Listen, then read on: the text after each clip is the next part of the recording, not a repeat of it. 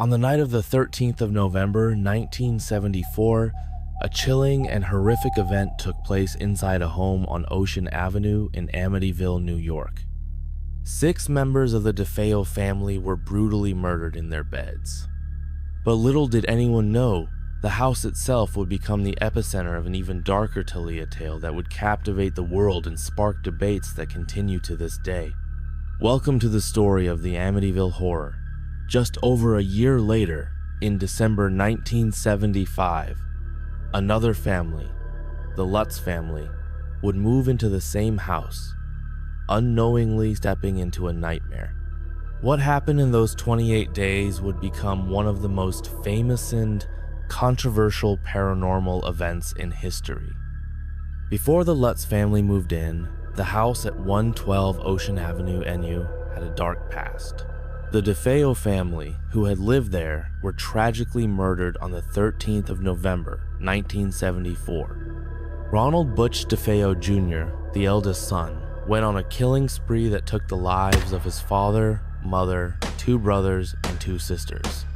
They were all found shot to death in their beds while they slept. DeFeo's chilling confession came soon after, but what remained a mystery was the reasoning behind the brutal crime. Was it rage, insanity, or something darker? But some have wondered, could there be another explanation? Some theorists believe the house itself had something to do with it. Was the land cursed? Had something evil been awakened by the DeFeo murders? A year later, George and Kathy Lutz, along with their 3 young children, moved into the house. At first, everything seemed perfect except for the eerie history that lingered in the background. They were a family looking for a fresh start, but what they didn't know was that they had just stepped into a nightmare they couldn't escape. On their first night, everything was normal, but soon things took a sinister turn. The Lutz family began experiencing strange and terrifying events that would leave them questioning their own sanity. As the days passed, the Lutz family started noticing strange occurrences. It began with odd sound-scratching noises coming from the walls, strange cold spots in rooms, and a pervasive sense of unease. But things escalated quickly. The family reported seeing foul-smelling odors in the air, like that of decaying flesh. They heard unexplained voices whispering in the night, and cold, inexplicable drafts chilled the house, even in the dead of winter. George, in particular, seemed to be affected the most. He began experiencing mood swings and insomnia. He would wake up in the middle of the night, drawn to the basement, as if something was calling him. Kathy, too, began to feel strange sensations, as if someone was always watching her. Even the children weren't spared. The youngest Lutz, a daughter named Missy, claimed to have seen a large, pig-like creature with glowing red eyes staring at her from her bedroom window. Later, she began talking to an invisible friend named Jody, the same name that would later be connected to the demonic entity. Things took an even darker turn. The Lutz family claimed that the house was not just haunted, but inhabited by a malevolent force. This force, they believed, was demonic. The house seemed to be alive, pulling the family into a terrifying descent. They described seeing ghostly figures, hearing disembodied voices, and feeling an overwhelming sense of dread. On one occasion, George reported seeing a huge, monstrous figure at the foot of his bed, its eyes glowing with an otherworldly light. It was said that even in daylight, the house was constantly shrouded in darkness, and the Lutz family began to feel as though they were trapped in a living nightmare. After just 28 days in the house, the Lutz family could take no more. They fled, leaving behind all their belongings.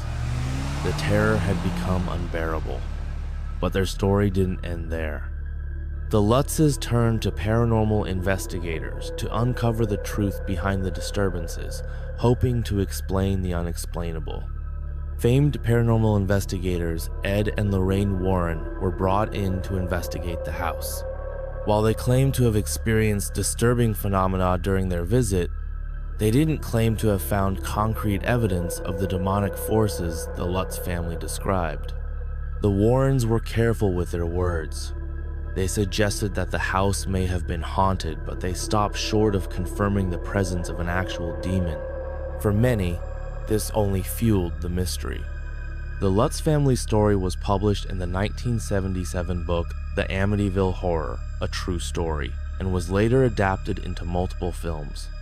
The book became a bestseller, and the story captivated the public's imagination. But with fame came skepticism. Many people questioned the truth of the Lutz's experiences. Some believed they had exaggerated their story for fame and fortune. Others thought that the haunting was a result of the trauma from the DeFeo murders. But no matter the theory, the Amityville Horror had a lasting impact on the world of paranormal investigation. So, what's the truth behind the Amityville Horror? Was it a demonic haunting, a series of bizarre coincidences, or a manufactured tale for profit? The Amityville house remains a symbol of the unknown, a place where the line between fact and fiction is forever blurred. Perhaps the only thing we can be sure of is that even today, the Amityville Horror continues to haunt our imaginations. What happened in that house will never be fully explained. But one thing is certain, the story of the Amityville Horror will live on, chilling us for generations to come. Share your thoughts about this chilling story. Please like, share, and subscribe.